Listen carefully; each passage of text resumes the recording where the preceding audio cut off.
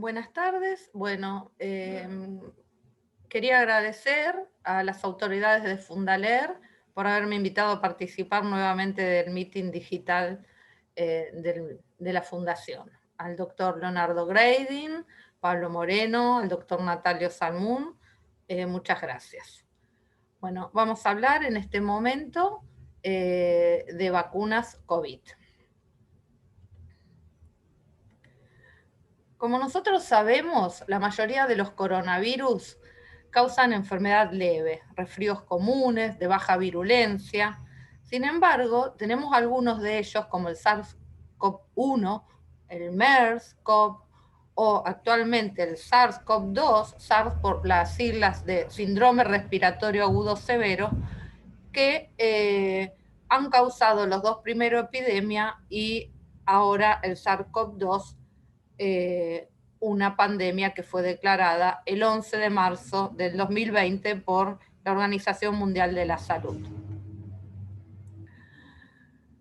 Bueno, acá en el esquema de abajo, entonces vemos la partícula del virus. Nosotros vemos que es un virus ARN mensajero. Nosotros los seres humanos, en nuestro núcleo tenemos ADN, que está envuelto por una membrana donde encontramos otras proteínas y donde vamos a encontrar una proteína especial, la más importante para nosotros en este momento, que es la proteína spike o de espícula o la proteína S. Esta proteína S va a tener una región que es la que articula, o sea, es la que se adhiere al receptor de nuestras células, ¿sí? Y entonces, una vez que se adhiere y hay fusión de membranas, el virus puede ingresar a nuestras células y a nuestro organismo. ¿Cuál es el problema con este receptor? Que es la enzima convertidora de angiotensina 2, que este receptor se expresa en muchos tejidos de nuestro organismo. Como vemos acá, se expresa en células del epitelio respiratorio, del epitelio intestinal, en los enterocitos. Por eso algunas personas inician sus síntomas con diarrea o vómitos, en células endoteliales de los vasos sanguíneos, células del hígado, de la vesícula biliar del riñón, en cardiomiocitos del corazón, trofoblasto de placenta, células del neuroepitelio olfatorio. Por eso algunas personas cursan con anosmia, que es la falta de olfato, células testiculares. O sea, tenemos que el virus puede ingresar a células de distintos órganos de nuestro cuerpo y causar entonces síntomas severos. Acá vemos a un científico estudiando, evaluando en realidad virtual a esta proteína S en todas sus partes. Y a la derecha vemos una tomografía crioelectrónica a gran escala, ¿sí?, de la misma, donde vemos que tiene dos dominios, dos partes, uno que es el que ancla la membrana y otro que es el que habíamos dicho que tiene que ver con la adherencia al receptor. Cuando hablamos de la presentación clínica, sabemos que algunas personas pueden infectarse, contagiar y no tener ningún síntoma. Ningún síntoma significa ninguno. Luego hay un 80% de estas personas que van a causar tal vez con síntomas leves, un resfrío, un poco de malestar o cansancio, tal vez sin fiebre, otras con fiebre, pero también en algunos casos llegan a ser una neumonía de un solo pulmón, de una neumonía leve. O sea, no todos el 81% que vemos en el gráfico a la derecha celeste son tan leves. Luego un 15, un 14% de las personas van a desarrollar un estadio severo, donde puede requerirse internación o no, pero sí oxigenoterapia, hay dificultad para respirar, que es la disnea, y con un infiltrado pulmonar de mayor de 50%. O pueden cursar con un gran dolor muscular de todo el cuerpo, cansancio y articular. Y un 5 a un 10% van a tener un estado crítico, van a necesitar terapia intensiva, ventilación mecánica, pueden ir a la falla multiorgánica y a la muerte. Acá en el gráfico vemos que si nosotros consideramos que los síntomas inician al día cero, donde está la línea vertical negra, sabemos que unos días antes, pueden ser 3, en algunos casos 7, lo más raro, pero seguramente el día anterior o 2 días antes, la persona que está infectada está contagiando y transmitiendo el virus a otras personas. O sea, es una transmisión presintomática. Luego también sigue contagiando, sobre todo en los primeros días, con los primeros síntomas, y vemos que la carga viral, la cantidad del virus, va replicando acá en un triángulo amarillo, y le lleva unos días al sistema inmune, a nuestro organismo, desarrollar las defensas de anticuerpos. Puede ser a los 5, a los 7 días la inmunoglobulina M, la curva en celeste, o la inmunoglobulina G, que son los anticuerpos que nos van a quedar por algunos meses y que nos van a estar protegiendo. O sea, a partir del día 10, del día 12, va a variar, depende de los síntomas, depende de la persona, depende de la carga viral. También vemos en este gráfico a la derecha que la Organización Mundial de la Salud ha descrito que a veces hasta 14 días puede haber tener el periodo de incubación. O sea, la persona puede estar contagiando, no tener síntomas, no haber desarrollado los primeros síntomas y se transmite el virus durante varios días. Bueno, dijimos que la estructura del virus, en la envoltura tenemos proteínas, tenemos después la proteína S, la proteína E de la envoltura, la proteína M de la matriz o nucleoproteína. Cuando el virus nos infecta, nuestro cuerpo desarrolla anticuerpos contra distintas partes, o sea, contra distintas partes del virus. O sea, vamos a tener anticuerpos antinucleoproteína, anticuerpo antiproteína de la matriz, y antiproteína S o anti la partecita de la proteína S, que es RBD, que es la que mayor afinidad tiene por el receptor celular. Los anticuerpos que son anti-RBD o que permiten bloquear la entrada del virus a nuestras células porque se interponen entre la proteína S y el receptor AC2 son los anticuerpos neutralizantes y los que nosotros esperamos que se generen con las vacunas.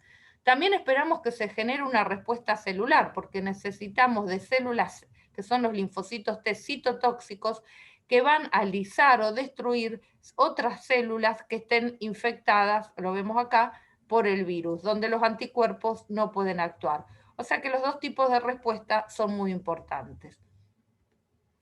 Nosotros tenemos distintas plataformas o tipos de vacunas. Algunas que son clásicas, que puede ser como que se inocula el virus entero, pero que no puede replicar porque está lisado, está inactivado, como vemos acá para la vacuna Sinopharm o Sinovac o la de Bharat Biotech.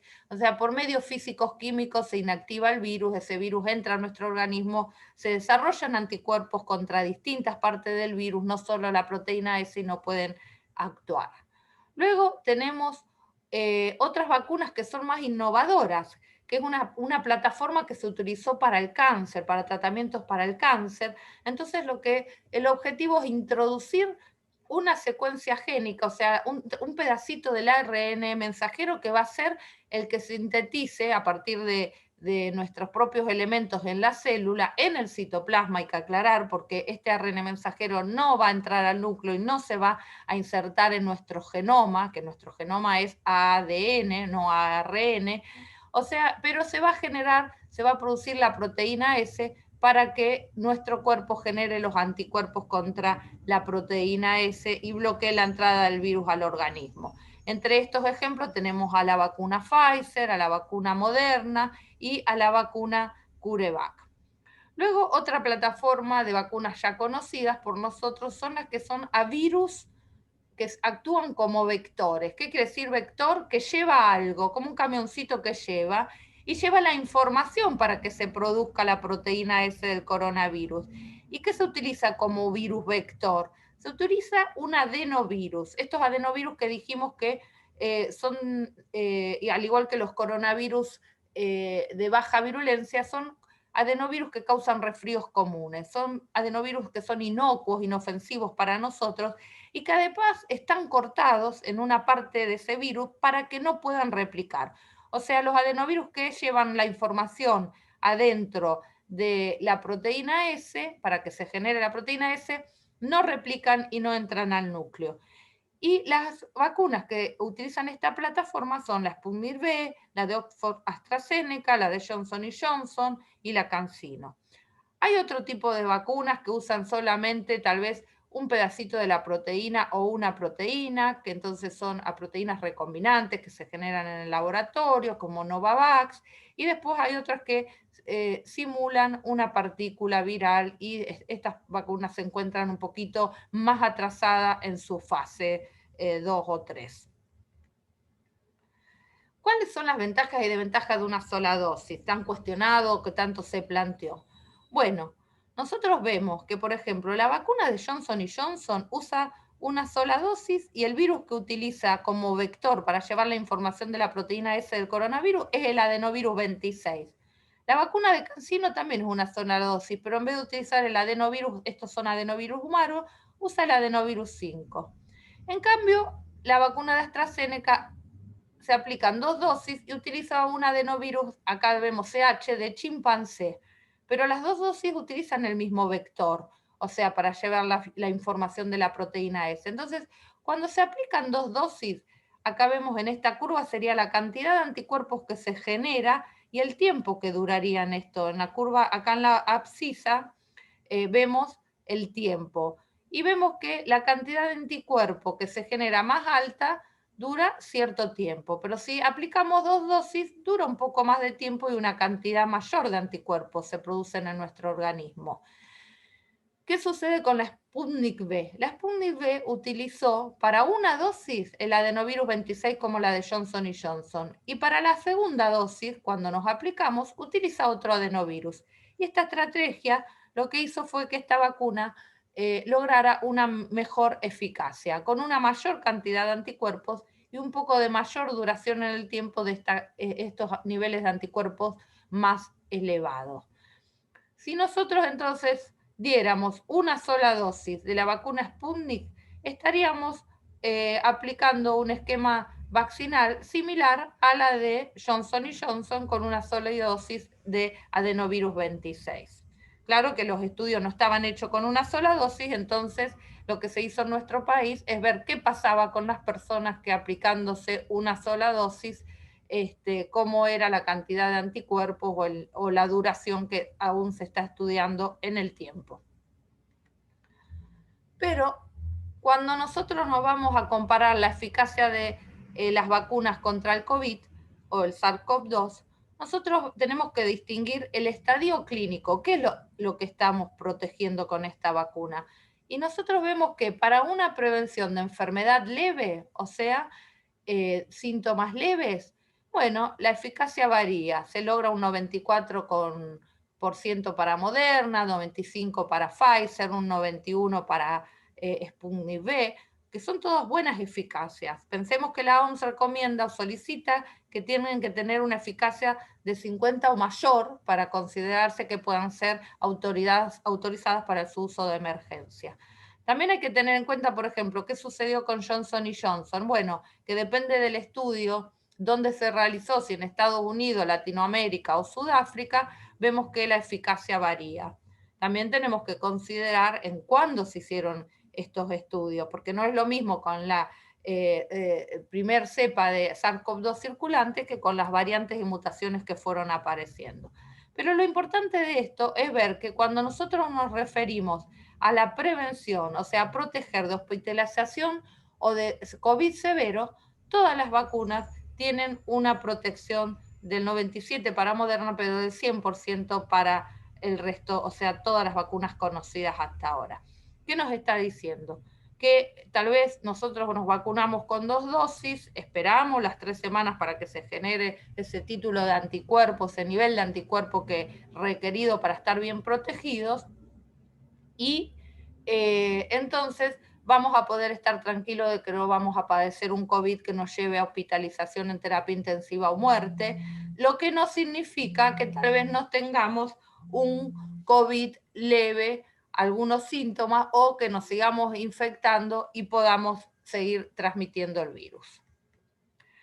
Acá lo que vemos es que lo que dijimos antes, que tenemos, por ejemplo, al virus MERS, que es el síndrome respiratorio de Medio Oriente, o al síndrome respiratorio agudo severo, que ahora se lo llamó SARS, pero se le agregó el SARS-CoV-1, que fueron los que causaron epidemia. Estas son cepas de coronavirus. Y luego apareció el SARS-CoV-2. Ahora, ¿qué sucede si para esta cepa de SARS-CoV-2 empiezan a producir mutaciones? Bueno, cuando tenemos un grupo de mutaciones en una cepa, que la original, la que empezó a circular entre nosotros, bueno, se generan variantes. O sea, las variantes son los distintos linajes o virus que siguen siendo la cepa, siguen siendo SARS-CoV-2, pero que tienen mutaciones que lo identifican. Por ejemplo, el linaje B1351, que es el de Sudáfrica, la variante P1, que es la de Manaus, conocida como de Brasil, o la de California, la C37, que es la andina, y una de las últimas que apareció en nuestro país, que ya está circulando, que es la B1617 de India. Si el virus SARS-CoV-2 empezara a mutar tanto, bueno, podría suceder que se genere una nueva cepa. Generalmente no es lo que va a pasar ahora actualmente.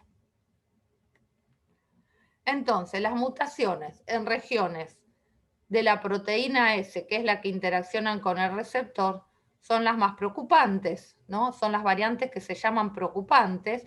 ¿Por qué? Porque pueden generar un escape a la protección de las vacunas, ya que esos anticuerpos no estarían bloqueando, neutralizando, reconociendo esta proteína S y los virus podrían entrar, al menos en parte, o podrían permitir una reinfección. Entonces, se ha visto además que mutaciones que generaron la variante británica se asocia a una mayor transmisibilidad, mucho más contagio. Lo mismo sucede con P1 de Manaus, que tiene capacidad de evadir la respuesta inmune de la infección previa y de las vacunas. ¿Qué hay con los efectos secundarios? Bueno, son mayores con la segunda, la primera dosis. En general, los efectos secundarios, tanto como la primera dosis, son leves en la mayoría de las personas, dolor en el lugar de aplicación, puede haber fiebre o cansancio, un poco de malestar, haberse alguna náusea. En algunos casos ha habido rash cutáneo y se dice o se ha visto que las vacunas ARN mensajero pueden ser más fuerte con la segunda dosis, con AstraZeneca se vio que podía ser más fuerte con la primera dosis, pero bueno, falta tal vez más estudio para determinar con otras vacunas esta diferencia, que en realidad no tienen importancia. Con respecto a las personas mayores, ¿son más frecuentes los efectos secundarios? Bueno, no, las personas mayores tienen un sistema menos reactivo, ¿no? Como los niños, y entonces suelen tener menos reacciones secundarias. ¿Y cuánto tardan en aparecer? Generalmente suelen aparecer el mismo día o al día siguiente de la vacunación, o pueden durar un par de días, 2 o 3 días, bueno, en algunos casos algún poquito más, pero nada importante en general. Sí, hay que reconocer que en muy pocos casos desarrollan una reacción adversa que es severa, tipo de hipersensibilidad o alergia severa, como puede ser la anafilaxia, y que ocurre usualmente en los primeros 15 a 30 minutos tras la administración de la dosis. Por eso se recomienda a personas que han tenido este tipo de reacción con alguna otra vacuna o con medicamentos inyectables que permanezcan durante un mínimo media hora, 45 minutos en el lugar de la inyección. Otro efecto importante que se ha reportado recientemente son los casos de trombosis, por ejemplo, con la vacuna AstraZeneca, si bien es cierto que son muy raros. Uno entre cada 200.000 personas vacunadas y un pequeño porcentaje de ellos han sido fatales. ¿Sí? 222 casos en total, con 18 fallecidos, pero entre 34 millones de personas vacunadas. Como que en algunos países se dice, bueno, sigue siendo beneficioso vacunar con respecto a lo que causa el COVID, las muertes que causa el COVID, las secuelas que causa, con respecto a los pocos casos de trombosis que hoy en día se saben diagnosticar y se pueden reconocer. Es verdad que el Reino Unido decidió ofrecer otra opción a las personas menores de 30 años, que es donde se han visto más frecuentemente las trombosis, y España decidió no ofrecerla a personas por debajo de los 60 porque cuentan con alternativas de vacunas y con cantidad suficiente. Para finalizar, lo que tenemos que tener en cuenta, y este es un gráfico de nuestro país, es que con una sola dosis, como vemos en las barras celeste, ¿sí? A partir luego de los 15 días de que se aplica o las 3 semanas, los casos de personas que se confirman con COVID-19 empieza a disminuir. Y después de las 2 dosis, de los 15 días, las 2 dosis, son mucho menores la cantidad de casos que pueden llegar a tener COVID. También es cierto que hay que tener en cuenta que están circulando las distintas variantes y que esto puede hacer que algunas de ellas causen igual mayor cantidad de casos confirmados aún en personas vacunadas. Pero siempre recordemos protegiendo de un COVID severo. Por eso es muy importante la inmunidad de rebaño, o sea que una mayor, un 60-70% de nuestra población esté vacunada, porque se dejarían de generar variantes y estaríamos entonces ahí siguen armando una muralla para la circulación del virus en nuestra población. Bueno, dicho esto, acá entonces finalizo con esta exposición. Vuelvo a agradecer a todos por la invitación y a los oyentes. Y ante cualquier duda tienen mi mail y seguiremos en un ratito de todos modos con las preguntas.